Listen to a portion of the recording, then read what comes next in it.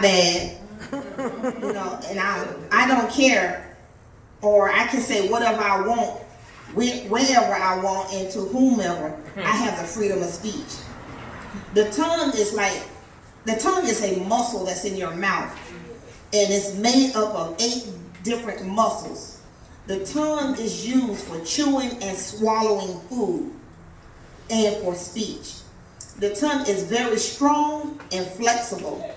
The tongue is very powerful and always needs to be tamed.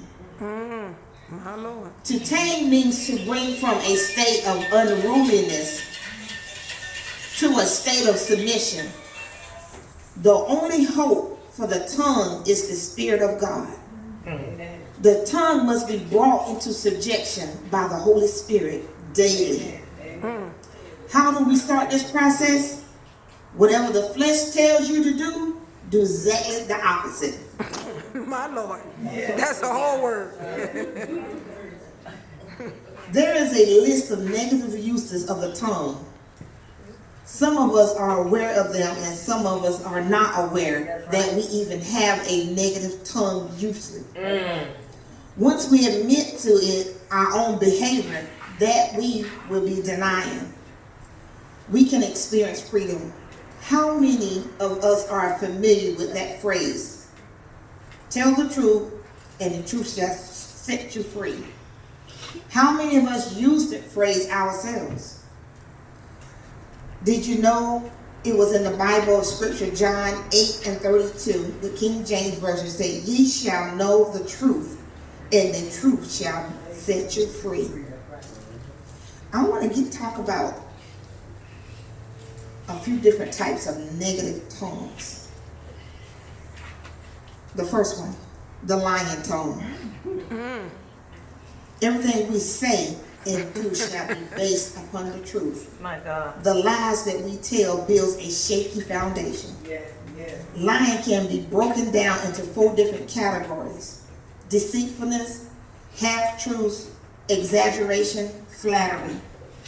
But it says in the book, in the Bible, the Lord detests lying lips. That's right. But he delights in men who are truthful. That's right. That's from Proverbs 12:22. The flattering tongue.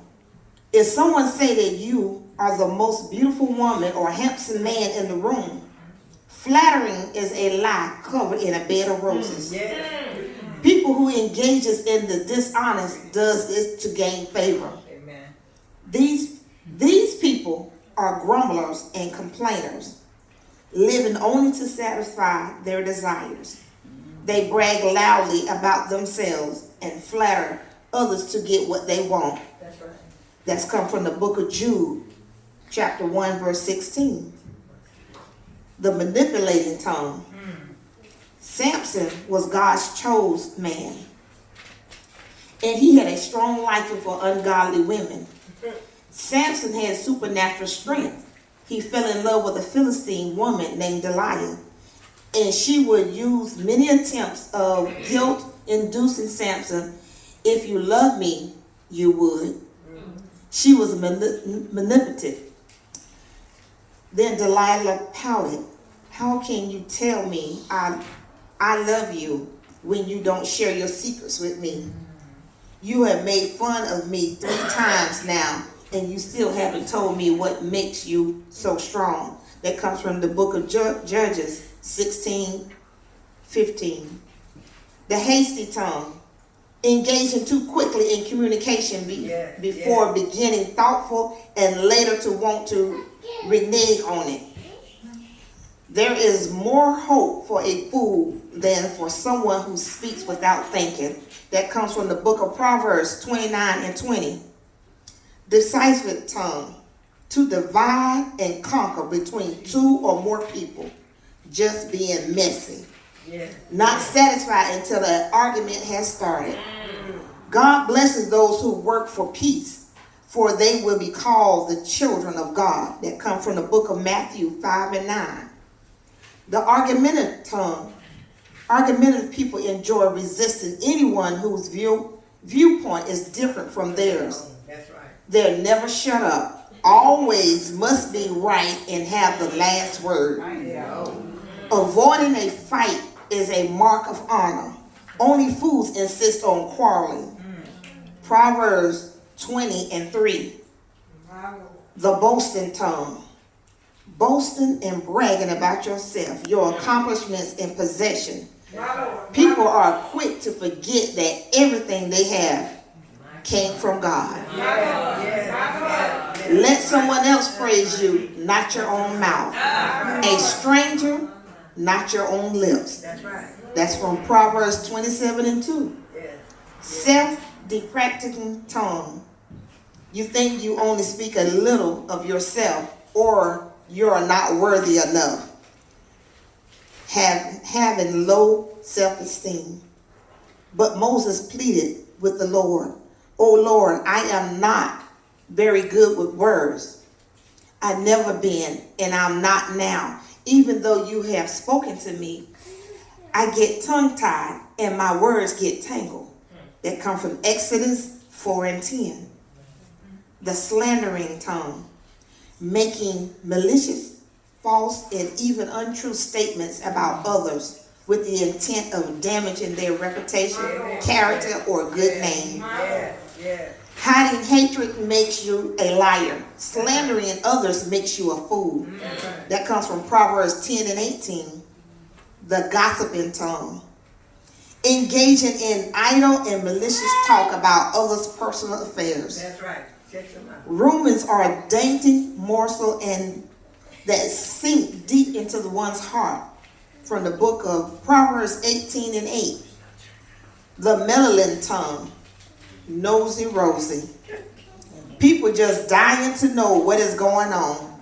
If one person can't tell you, you will continue until you find out what's going on. Just nosy. Yet we hear that some of you are living idle lives, refusing to work and meddling in other people's business. 2 Thessalonians 3:11. The betraying tongue.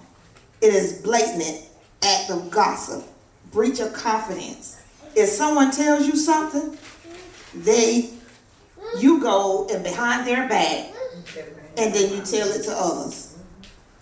A gossip goes around telling secrets that those who are trustworthy can keep a confidence. That's from Proverbs 11:13. The belittling tongue. People always trying to put someone down as they are not worthy enough. Don't use foul or abusive language. Let everything you say be good and helpful so that your words will be an encouragement to those who hear them. Ephesians 4:29. The cynical tongue. A cynical person scorns the motives of others. It's like poison. When David had to fight Goliath, David's brother, scorned his confidence. Of the joys of those who do not follow the advice of the wicked, stand around with sinners, or join in with mockers. That's right. Psalms 1:1. The know-it-all tongue. You have to have an input on everything. You know the answer to everything. You have experienced everything. The wise don't make to show their knowledge, but fools broadcast their foolishness. Proverbs 12:23. The harsh tongue. Having low productivity in others, especially for foreigners. We can't understand them like the customer service line, and we get harsh with them and can say, "Can I speak to someone who can speak English?" A gentle answer deflects anger, but harsh words make tempers flare. Proverbs 15:1. The tactless tongue. When the king wanted Daniel to eat the foul food, he was given a vegetarian diet. Daniel would not partake in the defiled food. He said, "It is in tactlessness way. Do not let anyone get you off your Daniel fast with only a few days left." Let the conversation be gracious and attractive, so that you will have the right response for everyone. Colossians 4 and 6. The intimidating tongue. People will try to intimidate you to be afraid of them. Come over here, or your flesh of the birds and the wild animals, Goliath yelled. That's from 1 Samuel 17 and 44. The rude tongue. Ivan, the rude tongue. My Lord. Just being mean to others without having cause. Someone could have cut you off the expressway. You may not even seen it. Or you may be the first one at the light and it just turned green and that person behind you is honking their horn. And a great road will go through that once deserted land. It will be named the highway of holiness. Evil-minded people would never travel on it. It will only be for those who walk in God's way. Fools would never walk there. Isaiah 35 and 8. Judgmental tongue. Jesus had no tolerance for those who are judgmental. Who are we to judge others? Do not judge others, and you will not be judged, for you will be treated as you treat others. The standard that you use in judging is the standard by which you will be judged. Matthew 7, 1 through 2. The self-absorbed tongue, a person who always expresses honor in themselves. Do not look out only for your own interests, but take interest in others too. Philippians 2 and 4. The cursing tongue. Someone who says that they are a Christian, showing good behavior at church and get out of sight, and the church member are cursing more than a sailor. And so blessing and cursing came pouring out of the same mouth. Surely, my brothers and sisters, this is not right.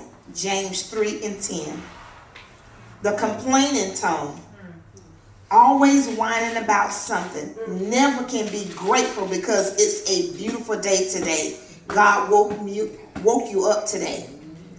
I cry out to the Lord and I plead for the Lord's mercy. I pour out my complaints before him and tell him all day my trouble. Psalms 142 verses 1 through 2. The retaliating tongue. A tit for a tat. Going back and forth.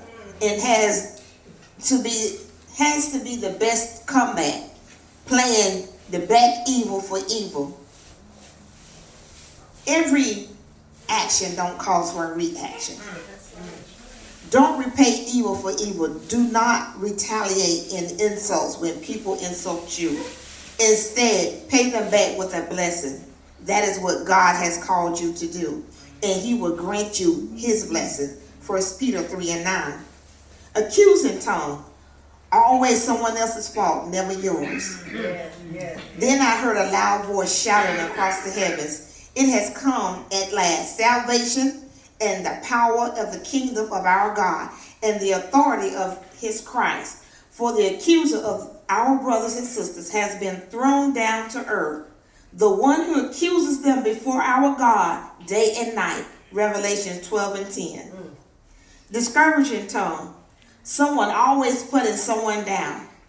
If you have an invention or want to open a business and someone tells you that would never happen. That's right. You would never make it to the top. That's right. That's right. When they were discouraged, I smiled at them.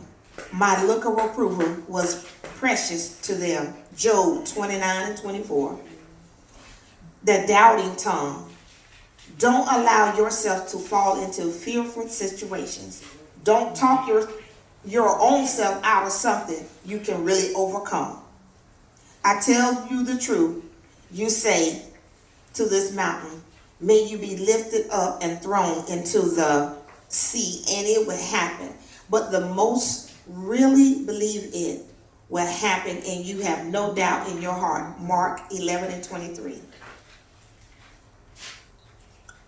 The loquacious tongue. You have ever talked to someone and they seem to have diarrhea of the mouth, a motor mouth, a person who constantly talks all the time? Talk too much leads to sin. Be sensible. Keep your mouth shut. That's coming from Proverbs 10 and 19. The indiscreet tongue. Just because you may know something about your neighbor doesn't mean that you have to tell everyone. That's right. That's right. One who is discreet shows prudence and wise self-restraint in speech and behavior and always reaps a positive consequence. Wise choices will watch over you. Understanding will keep you safe. Proverbs 2 and 11. And the last one, the silent tongue.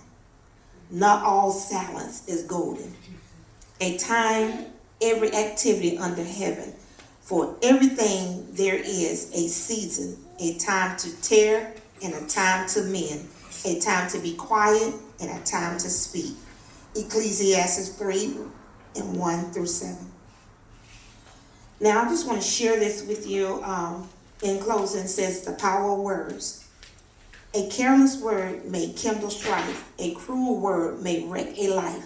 A bitter word may hate and steal. A brutal word may smile and kill. A gracious word may smooth the way. A joyous word may light the day. A timely word may lessen stress.